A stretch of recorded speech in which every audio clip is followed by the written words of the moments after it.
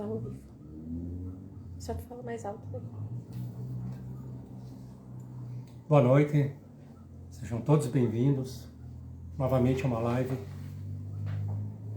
Meu nome é Rodrigo Recarte, padeiro, cozinheiro profissional.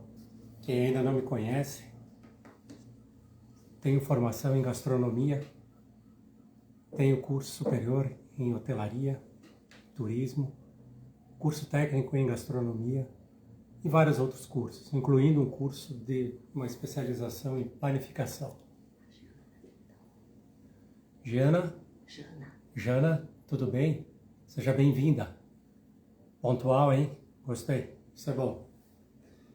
Bom, vamos conversando, o pessoal vai chegando que já está no horário e hoje a gente vai falar de alguma coisa tipo descomplicando para fazer o seu pão em casa, descomplicar o pão.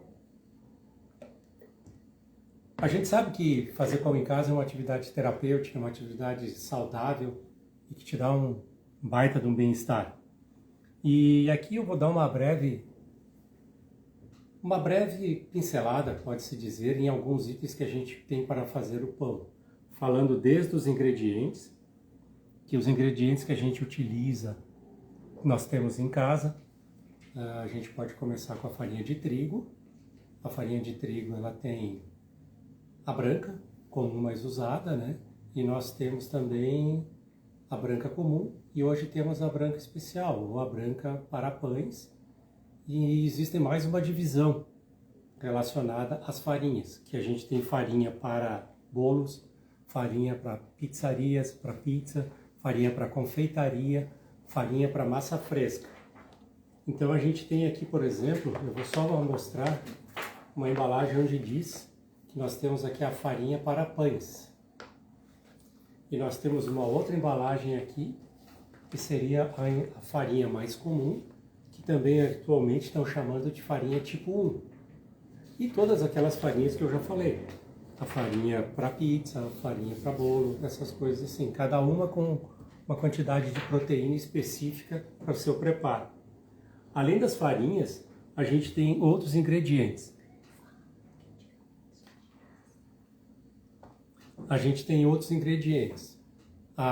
Mas voltando na farinha, antigamente não existia muito essa divisão. Existia a farinha e depois ela ficou conhecida como farinha comum. E só era isso aí. E ao mesmo tempo a gente foi tendo essa melhoria na qualidade dos itens à medida que se desenvolviam os produtos. Boa noite, pessoal, estão chegando. A gente vai dar um toque hoje sobre os ingredientes para descomplicar o pão. E a gente vai falar em as dicas sobre os ingredientes, que eu acabei de falar na farinha. E agora a gente vai continuar aqui na farinha de trigo, a farinha branca comum, que hoje existem vários tipos. A farinha para bolo, para pizza, para confeitaria, essas coisas todas. Além da farinha, o que a gente utiliza mais? O sal, o açúcar e o fermento. O sal, ele além de sanitizante e preservar mais o tempo do pão, o sal vai fazer com que ele tenha um miolo mais bonito, mais macio. E vai dar aquela crocância. O açúcar, quando é utilizado, o açúcar vai dar o quê? Vai dar uma maciez e vai dar uma cor bonita e macio, uma casquinha macia nos pães, onde levar o açúcar. No caso do pão doce, porque tem pães que não são considerados pães doces, mas vai açúcar. E o fermento? O fermento, a gente utiliza fermento seco ou fermento que a gente tem fresco, o fermento biológico. A água é outro ingrediente que a gente tem que pensar bastante na hora de utilizar. Muitas vezes a gente pensa em utilizar a água quente. Mas se a água for muito quente, o que pode acontecer? Tu pode matar o fermento. Então tu tem que ter uma temperatura adequada ali, no máximo 35 graus. Se tu não tem como medir, coloca água fria. Evitar água gelada, porque a água gelada vai retardar muito o início da fermentação, o início do crescimento do pão. Então tu coloca uma água temperatura ambiente, sempre que possível. No inverno é meio difícil, mas a gente vai dando um jeito, vai pegando o jeito na temperatura da água. O açúcar, como a gente falou, ele também é um dos conservantes naturais que a gente pode utilizar no pão, para a gente ter um pão mais saudável, juntamente com o sal, que vai dar mais saúde, mais saúde. E sempre que tu colocar no passo a passo dos pães, tu vai colocar primeiro os ingredientes secos, tu mistura bem, todos os ingredientes secos, por exemplo, farinha, sal e tu pode ter o açúcar junto. Depois que tu misturou, tu vai misturar o fermento. E aí tu começa a misturar a água aos poucos, por garantia, para tu não exceder na quantidade de água. Aí quando tu vai sovar a massa, tu vai sovar a massa até que ela fique macia e lisa. Claro, se tu for sovar a mão, isso aí é tempo de prática. Mas tu consegue deixar ela macia e lisa. Entrou mais alguém? Sejam bem-vindos. Eu estou falando aqui sobre descomplicar o pão. Estou dando umas orientações, umas dicas de uso de ingredientes, de processo. Agora a gente está entrando no processo do pão. Sovando, a gente estava falando em sovar a massa, deixar ela lisa e macia. Quando a massa está lisa e macia, praticamente ela está pronta. E aí depois que tu tem a massa sovada, tu vai trabalhar a modelagem. A modelagem nada mais é que tu dá o formato no pão. Claro, tu não sabe modelar, né? Mas eu ainda não vou te ensinar hoje. Hoje ainda não. Continua me seguindo, que tu vai pegar essa mão aí também. Modelar, tu pode modelar ele de várias formas, que tu possa também colocar numa forma redonda, quadrada, ou essas formas para pão, essas formas orientadas para pão, ou em assadeiras. Tu também pode fazer numa assadeira isso aí. E aí, depois que tu tem o pão pronto, ali, modelado, bonitinho, tu vai levar ele para fermentação. Fermentação sempre temperatura ambiente e coberto com um plástico para ele não ressecar e coberto com um pano. E ali ele vai ter que ficar... O tempo é uma coisa meio difícil de dizer, mas às vezes nas orientações das receitas elas te dizem o tempo. Ou tu vai ver que ele dobra de tamanho. E aí o pão está pronto para ser assado. Quando tu vai assar, o que acontece? Tu tem que pré-aquecer o forno. Forno pré-aquecido, 180, 200 graus, dependendo do que a receita pode te dizer. Mas geralmente é isso aí. Pré-aquecer mais ou menos 10 minutos. Cada forno tem sua particularidade. Colocou lá o tempo indicado, 30, 35 minutos, ou até ele ficar com um dourado bonito. Tu tira o teu pão e aí tu pega o teu pão, não corta em seguida, pega o pão, tira da forma ou tira da assadeira e coloca numa grade para resfriar. Existem grades que a gente utiliza, são grades para confeitaria, são grades baixinhas que tu coloca o pão ali. Se tu não tem essa grade, use isso aqui, ó, do fogão. Isso funciona também. A gente vai ver padeiros renomados te orientando dessa maneira também, porque nem todo mundo comprou uma grade. Então, e aí, depois que tu tá lá com o teu pão frio, em torno de 1 hora o pão vai estar frio. Aí tu pega, tem o gran finale. O que é o gran finale?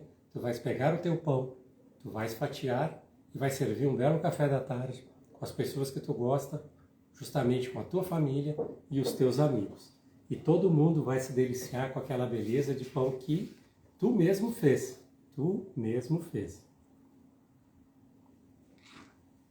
Agora eu vou te dar outras situações. A água. Temperatura da água, vamos cuidar sempre. Beleza? Na hora que tu tá deixando o pão fermentar, vai lá e faz tuas coisas. Por quê? Tu tem que ter paciência nessa hora. O tempo pode variar, dependendo se está muito frio, se está muito calor. Então tu tem que ter paciência. Tu não pode querer apressar um processo que é natural, a fermentação. E aí, sim. Uma dúvida, então. Sim. Se a gente colocar o pão sem ter tido todo aquele processo da fermentação, antes dele completar no forno, o que vai acontecer? Ele não vai crescer. Ele vai ficar com aquele gosto de fermento. E ele vai ficar um pão duro. Ele vai ficar, como diz, uma sola.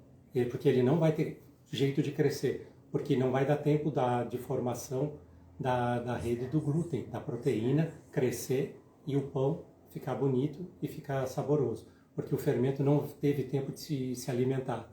E o fermento se alimenta de açúcar. O açúcar ele acha na farinha, que são nos carboidratos. Ali que ele acha a alimentação dele.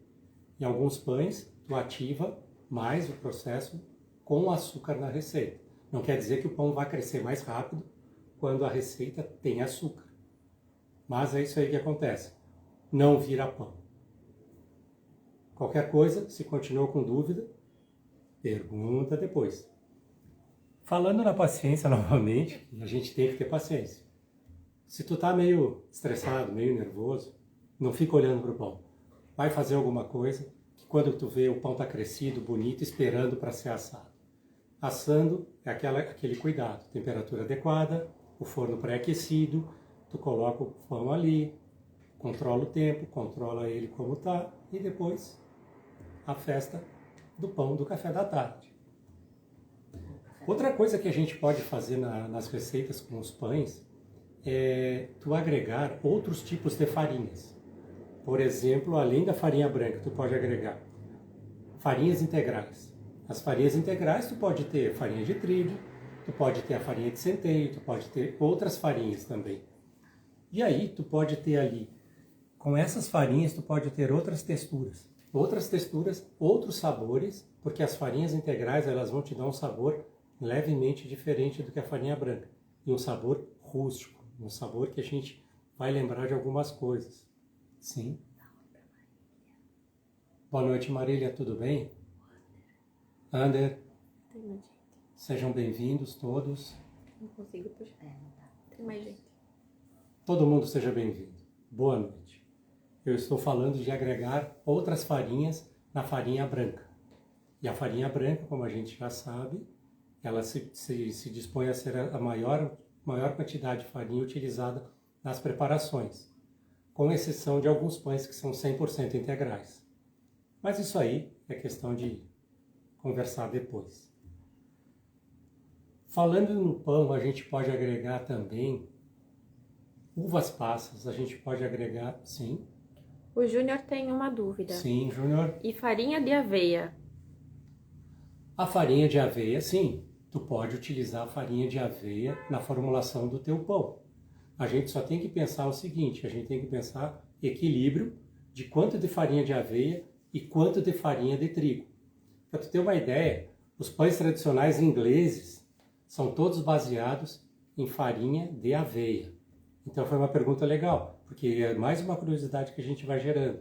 Cada país tem sua particularidade dos tipos de pães e de farinhas. E essa é uma. Os alemães têm a particularidade dos pães de centeio. E assim a gente vai, que é o grão que é mais produzido naquele determinado país. E virou tradição por ter aquele grão ser o único em abundância. Facilidade de ter, e se criou várias receitas em cima disso aí. Pergunta boa. E a aveia é saudável. E fica bom. Os pães ficam bem bons. E tu pode adicionar outros ingredientes, como a gente estava conversando ainda agora. Outros ingredientes tipo, a gente pode pôr queijos, a gente pode colocar frios, linguiça, a gente pode colocar coisas mais saudáveis, tipo frutas secas, uva passa, damasco, figo seco, essas coisas assim. E o que mais? As sementes, a gente tem várias sementes que a gente pode usar, semente de girassol, semente de abóbora, os grãos, gergelim, chia, aqueles... Sim, tem vários itens que a gente pode utilizar. Todos os grãos saudáveis que a gente vai utilizando numa proporção adequada ali, que tu pode pensar em torno de, sei lá, dependendo da receita, uns 10% dele. Nem isso, 10% da receita total ali da farinha de trigo. Mas isso a receita sempre vai te indicar quanto tu pode utilizar.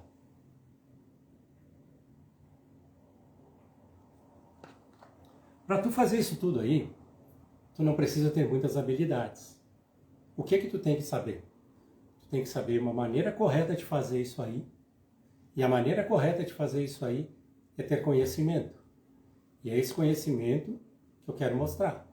Qual é que é o conhecimento? É tu ter um método e tu ter uma técnica.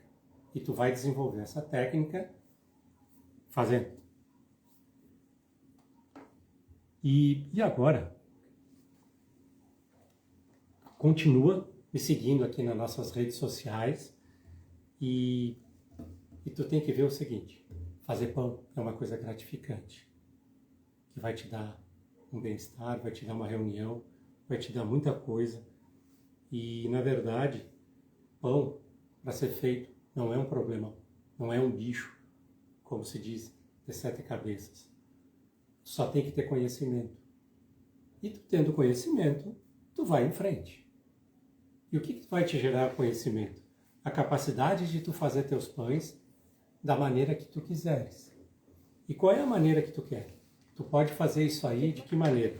Tu pode pegar e criar teus pães. Depois que tu aprendeu uma certa prática, sim. Sobre os líquidos.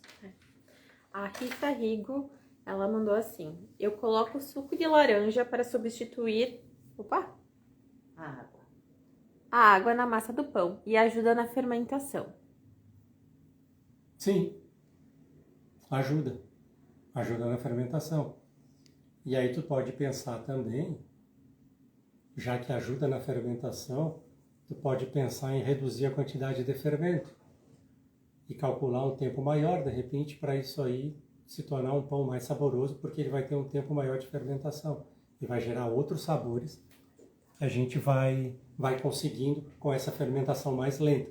Não é fermentação natural, é redução de fermento e tempo de fermentação. É isso aí. Tem mais uma pergunta Sim. do Júnior. É possível fazer pão italiano sem usar a panela de ferro? É. Na verdade, a panela de ferro foi uma situação criada para fazer pão em casa sem recursos, tipo muitos equipamentos. Isso aí é uma técnica antiga. Uma técnica antiga, que se utiliza uma panela chamada panela holandesa, que era uma panela que ela era feita para substituir a utilização de um forno, mas de uma maneira que tu pudesse carregar aquilo ali contigo. A panela holandesa. Ela é uma panela originalmente de ferro, grande, e onde ali tu podia preparar qualquer coisa que fosse assada. E trouxeram essa técnica italiana de preparo para fazer os pães.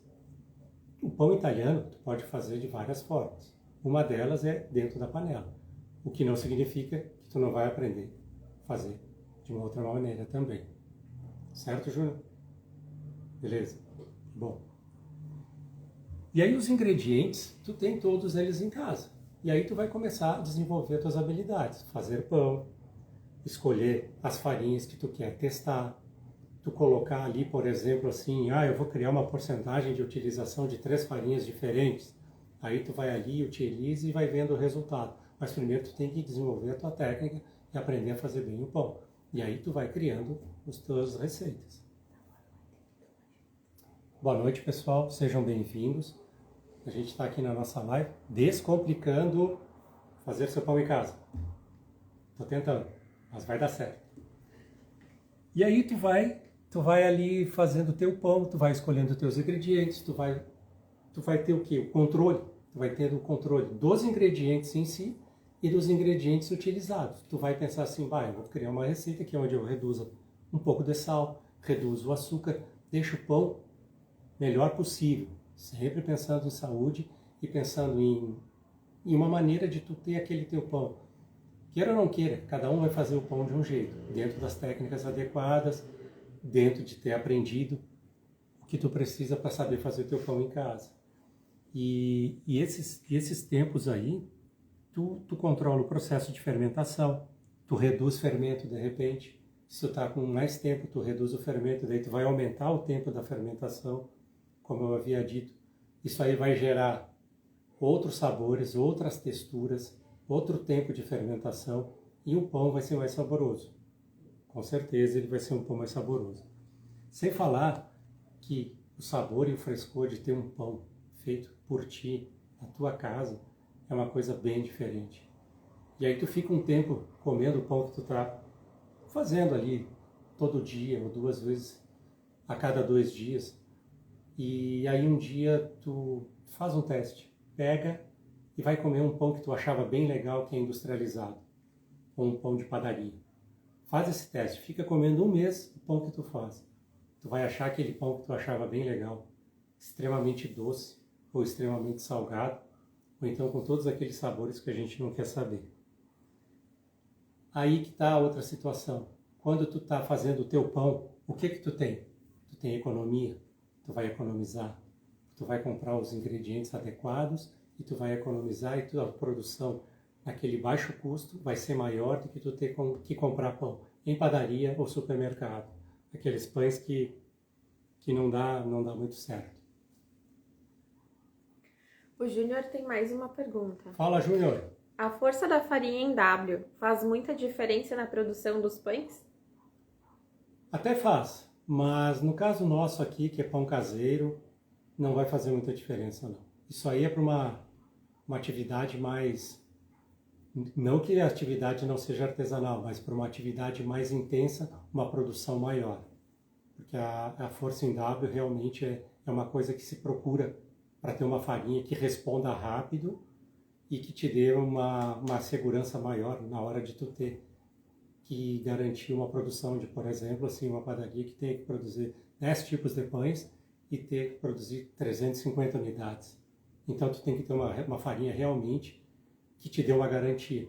E elas com força W mais alta te dão essa garantia. Que às vezes numa farinha comum tu não vai achar numa grande produtividade. Às vezes a farinha pode vir com uma proteína indicada no rótulo e ela ter vindo com uma mistura bem diferente. Esses problemas acontecem. Mas, para o nosso caso, o artesanal caseiro, nem te preocupa com isso aí. Sim. Aí vou botar uma pergunta minha agora no Sim, meio. por O que favor. é isso do W? Isso aí é uma medida que a gente utiliza para medir a força da farinha. Não se utiliza nos pães caseiros artesanais. Mas é uma curiosidade que a gente pode falar mais adiante. E o Júnior mandou o seguinte: percebi que algumas farinhas têm uma granulação melhor. Qual você indica, se puder indicar? Olha, a granulação, basicamente nas farinhas que a gente utiliza, assim, e tu encontra no mercado, tipo essas que eu mostrei, tipo essa farinha aqui para pães, é praticamente igual.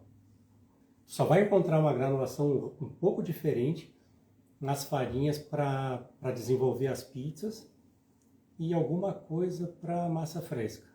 Aí tu vai achar uma granulação diferente. Mas para pão, só quando for uma receita bem específica, um pão bem tradicional, por exemplo, que vai usar semolina, por exemplo, que é uma farinha que tem uma granulação que tu sente mais, ela bem mais na mão. Mas se tu pegar essas farinhas assim, tu não olhar, pegar 2 farinhas diferentes, botar no dedo, tu vai perceber que elas têm uma granulação diferente. É mínima, mas tem. Tu não pode olhar. Tu não olha. Daí tu nunca consegue perceber. Tu faz assim e fica passando o dedo nas farinhas. Isso aí são coisas que a gente vai aprendendo e vai vendo, vai testando. E só por aprender e testar o que aprendeu. Mas na nossa linha de trabalho aqui, isso aí não importa muito. Até porque a gente vai usar farinhas e receitas mais tranquilas. Mais alguém? Não. Perguntas boas. E tá, a gente falou na personalização dos pães, que tu vai trabalhando com farinhas, tu vai trabalhando com ingredientes, tu vai trabalhando na criação do teu próprio pão, que onde tu vai criar, de repente, um pão que tu tenha mais sabor, que tu goste mais.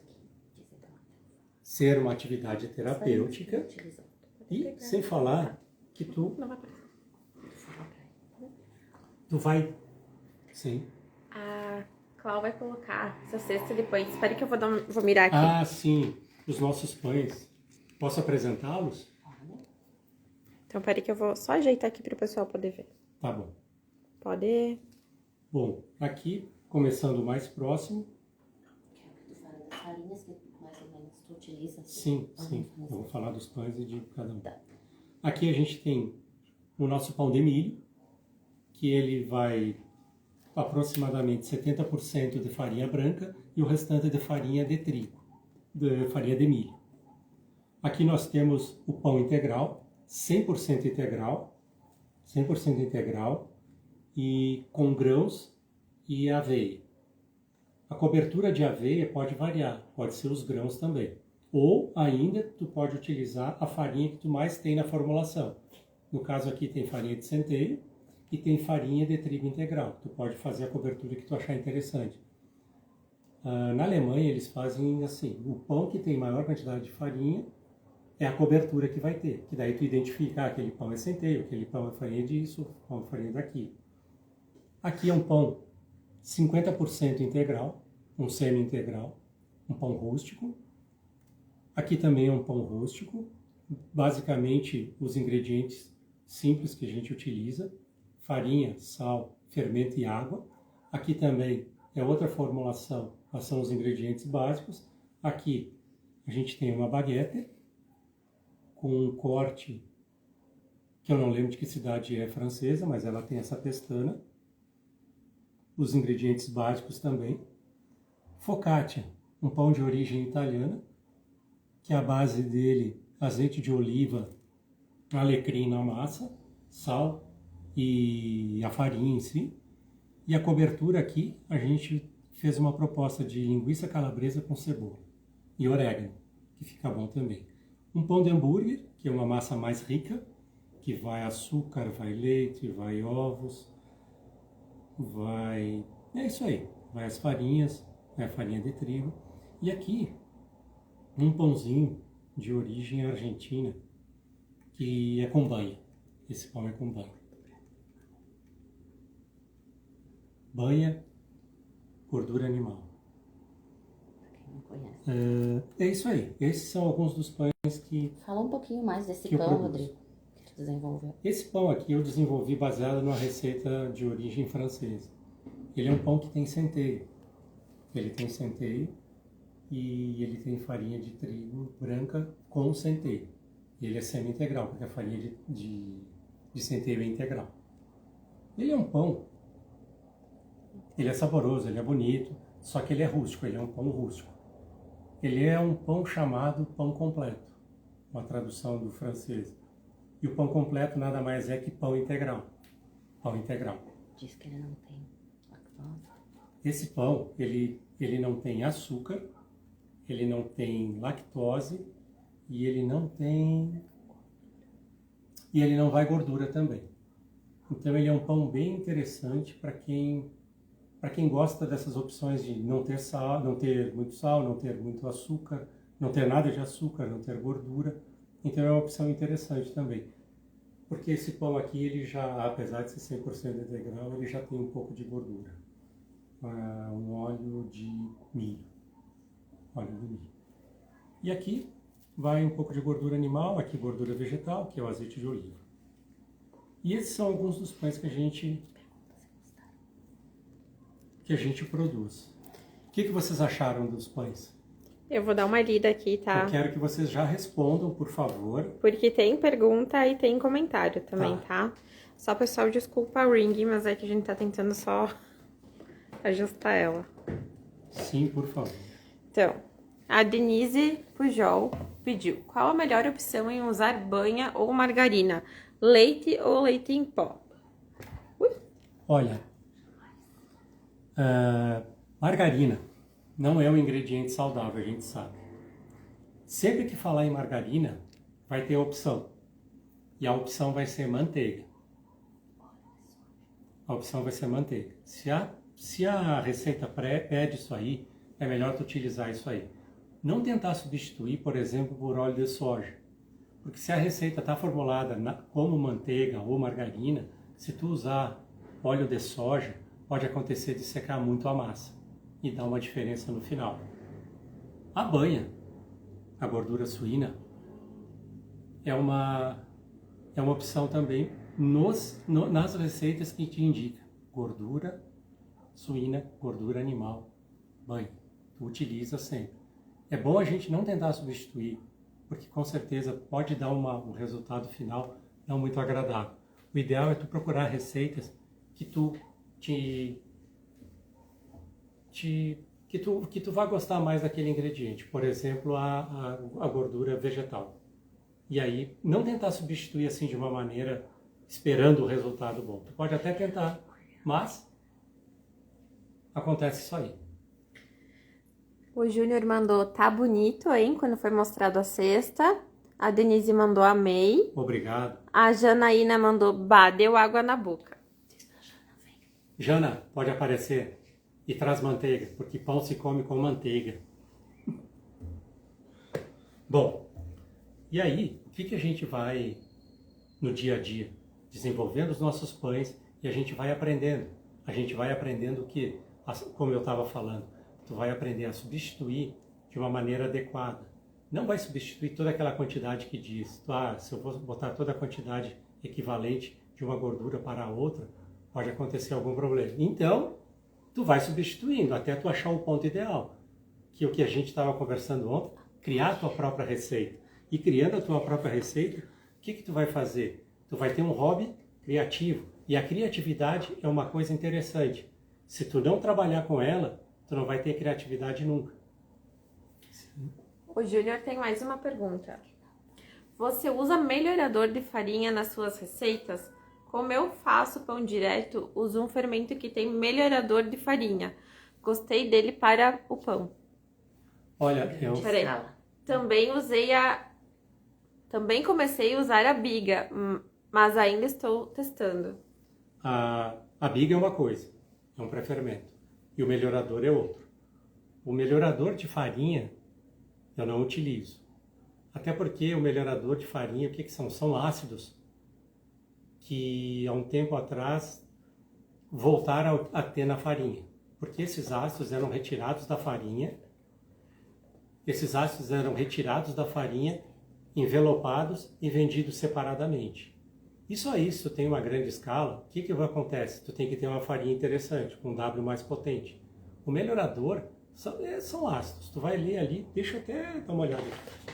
Aqui fala em melhorador de farinha. O que é o melhorador de farinha? São ácidos, melhoradores de farinha. Ácido ascórbico, amilase, ascórbico e amilase. E tem um aqui que, olha, azo para vender separado. Por isso que a farinha começou a ganhar uma qualidade diferente de 2 décadas para cá. Justamente por essas situações, assim, tu tem uma farinha de qualidade, ela naturalmente. Mas tu produz em grande escala, então. Beleza. Mais alguma? A Denise só mandou, obrigado pela explicação. A biga. A biga. Sim, a biga, pessoal, olha só. Tu vai ativar isso aí e aí tu vai utilizar ele direto na formulação da tua receita. Muitas receitas pedem biga. Nem todas funcionam com biga. Geralmente a receita que tem biga, tu faz. Se tu não, e tu pode testar, fazer com biga ou sem biga. Mas não é toda receita que aceita uma biga. Tem biga, tem polish, tem vários pré-fermentos que a gente utiliza. Às vezes para dar um starter na massa, assim, para ela funcionar diferente. E também, usando o pré-fermento, o que tu vai ter? Tu vai ter uma adição de textura diferente, tu vai ter uma adição de sabor e tu pode chegar a ter uma adição de texturas diferentes no aspecto geral do pão. E mais alguma? Não. Tá, então, continuando assim, a gente estava falando do aprendizado e a criatividade, né? Que é transformar esse teu hobby numa coisa, num processo criativo, que tu vá fazendo os teus pães, vá criando os teus pães e vá tendo o quê? Bem-estar nisso aí, tu gostar de criar, porque a criatividade, se ela ficar lá sem ser movimentada, ela não vai fazer nada. A criatividade tem que estar sempre sendo instigada. O que eu vou fazer hoje? Eu já tenho esse pão, E esse pão já está desse jeito, eu quero transformar ele numa outra linha de pão. Vamos pensando, pode me perguntar, não tem problema, vai me perguntando, eu vou te respondendo sobre os pães e te respondendo sobre sobre os teus questionamentos. O Júnior mandou assim, não, faço pão caseiro mesmo, eu entendi isso aí. Bacana, gostei das respostas, muito obrigada. Legal, Júnior. Procura algumas receitas que tem a biga e faz para tu ver como é que é. É bem interessante. É um processo à parte do processo de fazer o pão. A Rita mandou, a cebola que foi colocada no pão que você mostrou é pré-cozida? Não, Rita, a cebola, eu coloquei ela direto na massa, só que tem um detalhe ali. Tu tem que pegar a cebola e cortar ela o mais fina possível, pro tempo que o pão for pro forno ser suficiente para assar e cozinhar e tirar aquele forte. E tirar aquele gosto de cebola crua. E geralmente a cebola vai ficar levemente adocicada, porque tu vai assar ela e ela vai ficar bem boa. Bem boa. E a questão de tu estar fazendo pão em casa, a gente volta a repetir uma outra situação. E qual é a situação? A situação de saúde. Porque quanto mais ingredientes tu descobrir, quanto mais ingredientes tu for utilizando no teu dia a dia, quanto mais ingredientes tu achar em alguma receita da internet, que tu vai aprender também a olhar aquela receita e deixar ela bem atualizada para ti, atualizada no sentido de tu conseguir fazer. Porque muitas das receitas, quando tu vai fazer, elas não dão certo. Então tu já tendo essa vivência.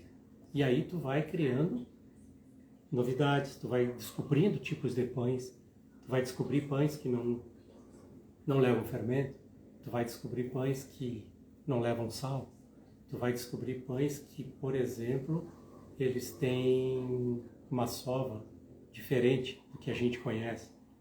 Porque basicamente existem 7 tipos de sovas, que também não vem ao caso agora. Mas existem muitas sovas. Existe uma de dobrar, que é uma bem conhecida, tu vai dobrando e tal. E existe aquela de sovar assim.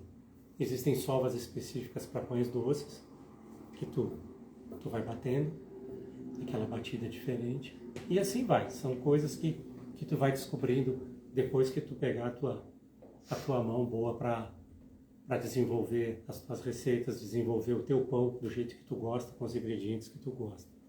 E sem falar que tu fazendo o teu pão em casa, tu vai gerar outra situação ambiental. Não usar, cada vez que tu compra pão, não usar e não ter que comprar o que vem e a gente não usa para nada, que vai fora e custa caro, que são as embalagens. A embalagem vai fora, não tem vai fora. Esse lixo. Tu vai reduzir ao máximo o teu lixo. Imagina que tu compra um pão por dia. Lá vem um saquinho, são 7 na semana. Tu fazendo o teu pão, tu não vai gerar 7 saquinhos na semana. Tu vai criar uma situação de sustentabilidade dentro da tua casa. Tá fazendo o teu lance ali. E isso é importante. Isso é muito importante. O Júnior está solicitando se tu pode falar um pouco sobre o levain. Olha, o levain não é o foco da gente na live. Mas tu pode me chamar depois e eu te respondo. Mas o levain é uma coisa importante que não é o perfil do nosso trabalho. Mas eu posso conversar contigo depois. Se tu quiser, pode me chamar, fazer umas perguntas que eu te respondo com todo prazer. Tá bom, Júnior? Mas pode continuar fazendo as perguntas. Questão do pão. Voltando à questão do nosso pão. O pão é o alimento mais antigo do mundo. Quem não sabe, o pão é o alimento mais antigo do mundo. O que é considerado alimento? Alimento não é um ingrediente, alimento é o preparo que é feito há mais tempo no mundo. Esse é o pão. Então, vocês têm uma ideia de quão grande é a história do pão, de quão grande a representatividade do pão para a humanidade. Como isso levou o mundo, como isso fez com que várias situações de economia girassem pelo mundo. Por exemplo, no Brasil, quando os portugueses chegaram aqui, Primeira coisa que eles queriam descobrir, uma farinha. Acharam a mandioca, tentaram fazer farinha, não deu certo. Lá se foi alternativo, mas existe pão de mandioca, com a farinha adequada ou com a farinha de mandioca com a mandioca mesmo, a mandioca cozida amassada e misturada à farinha de trigo.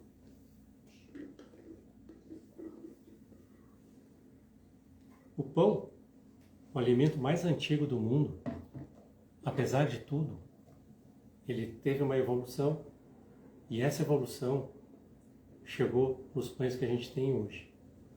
Ele mudou bastante. O pão, com certeza, não era essa coisa... Desculpa. Não era essa coisa que a gente tem noção e tem ideia de hoje. Por mais rústico que ele seja, por mais com o aspecto de farinhas integrais, realmente o pão a gente não tem como mensurar. Mas uma coisa que a gente pode pensar sobre o pão é que ele não era uma coisa tão saborosa, mas ele era um alimento que segurava, que sustentava e tinha nutrientes. E o que foi evoluindo foram as formas de preparo, os modos de preparo e os modos de assar. Isso tudo foi evoluindo e o pão foi crescendo junto, nesse sentido de evoluir do pão, sei lá, da pré-história, por exemplo, até os dias de hoje. Ele teve uma evolução crescente, mas basicamente os ingredientes eram aqueles. Perguntas? Um comentário, a Jana Sim. disse que o pão com mandioca remete muito aos nossos avós. É uma delícia. Ela, que é de origem alemã. Sim, pão de mandioca é um pão também que os descendentes de alemães tiveram que utilizar, até porque até eles conseguirem desenvolver o milho, que os alemães fazem bastante pão de milho também, eles tiveram que adaptar isso aí. E, se não me engano, ontem, 200 anos da imigração alemã no Brasil. Bem-vindos novamente. Essa cultura do pão, a gente observa. Cada povo que veio para cá trouxe o seu pão, a sua ideia de pão. E aqui a gente desenvolveu o pão do brasileiro. Isso é bem legal, isso é bem interessante. A gente tem o pão de origem italiana, o pão de origem alemã e vários outros tipos de pães, né? Como a gente vê, o pão, por exemplo, que a gente chama de cacetinho, a origem dele é o baguete, que é francês.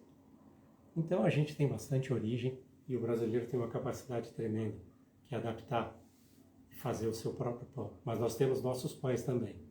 O pão de mandioca é o pão de milho, diferente dos pães dos alemães. Nós temos nossos pães, e muitos. E bons. Bons, e pesquisem. Sempre pesquisar, sempre estudar, isso faz parte. Bom, pessoal, oi. Desculpa, a Jana comentou assim, sim, hoje é o dia do colono. Sim, associaram, né, as datas mais ou menos, no dia do colono. E tem a festa, o colonista em festa, que é a festa do colono. Estância Velha, né? Ali aquela região é toda de origem alemã. Bom, pessoal, a gente vai começar a encerrar. Vocês podem continuar fazendo as perguntas ou podem fazer que eu respondo mais tarde algumas perguntas. Botem aí que gostaram da live, compartilhem, assistam depois, ela vai ficar gravada. Quem chegou atrasado, ela está gravada. Não tem problema, assistam, mandem perguntas. Quanto mais pergunta, mais a gente pode desenvolver melhores conteúdos. E deem uma olhadinha no feed, que tem muito conteúdo lá sobre os pães também, né? Exato, o nosso feed está com bastante coisa. Olhem, leiam, percebam, vejam o que é de interesse, perguntem, pesquisem, venham e me perguntem, podem perguntar, que lá tem bastante coisas que a gente foi procurando chamar, tudo que realmente pudesse agradar e gostar. Eu espero que tenham gostado da nossa live, descomplicando o pão em casa. Tu vê, dá para fazer pão em casa, e pão com qualidade, com ingredientes simples, que tu vai chegar e vai conseguir monitorar esse ingrediente, entender esse ingrediente, e tu vai ter uma satisfação muito grande em ter feito e comer um negócio bom, que é o pão nosso. Tá bom, pessoal? Tenham uma boa noite. Continuem fazendo perguntas, me seguindo, me compartilhando e comendo pão. Boa noite.